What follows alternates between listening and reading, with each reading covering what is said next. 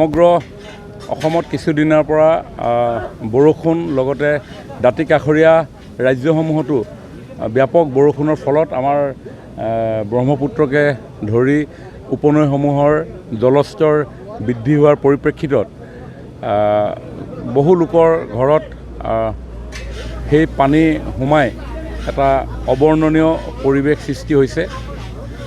আমাৰ সমষ্টিটো বিশেষভাৱে বুঢ়ীদিহিং নদীখন আৰু মথাউৰিৰ মাজত যিসকল লোক বসবাস কৰে তেওঁলোকৰ ঘৰতো এই বুঢ়ীদিহিঙৰ পানীভাগ সোমাই কিছু সমস্যাৰ সৃষ্টি কৰিছে।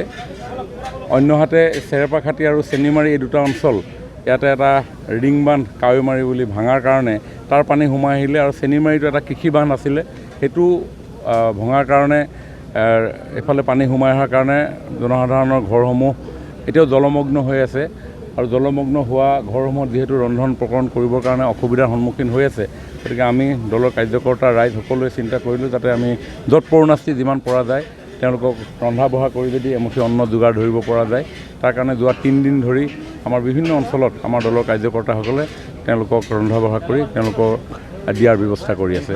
দিচাং ৰংচুৱাল 3 নং হলগুৰি গৰুহৰা ৰমাই লাচন মিচিং গাঁও 2 নং ভৰালিবাৰী কলিতা গাঁও 3 নং চৰাইহাবি নদী কিনাৰ নিগম এইসমূহ গাঁও প্ৰত্যেক বছৰে তেওঁলোক জলমগ্ন হয়।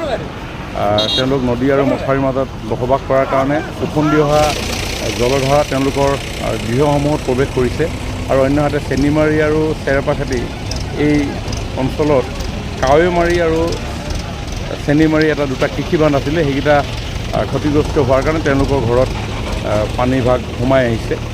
বাকী আদাৰৱাইজ বেলেগ স্থানত তেনেকুৱা ধৰণৰ কোনো প্লাৱন হোৱা নাই।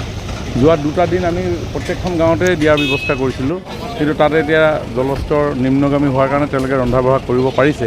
কিন্তু এতিয়াও এই অঞ্চলটো চেনিমাৰী চেৰেপাখাটি অঞ্চলৰ ৰাইজ এতিয়াও পথৰ ওপৰত থাকিব লগা হৈছে, পানীভাগ শুকোৱা নাই, ৰেল লাইনৰ ওপৰত থাকিব লগা হৈছে, মথাউৰিৰ ওপৰত থাকিব লগা হৈছে। গতিকে তেওঁলোকৰ কাৰণে আমি ইয়াতে এই ব্যৱস্থা কৰিছোঁ। ইয়াতে প্ৰায় 1200 পৰা 1500 মান মানুহ আছে।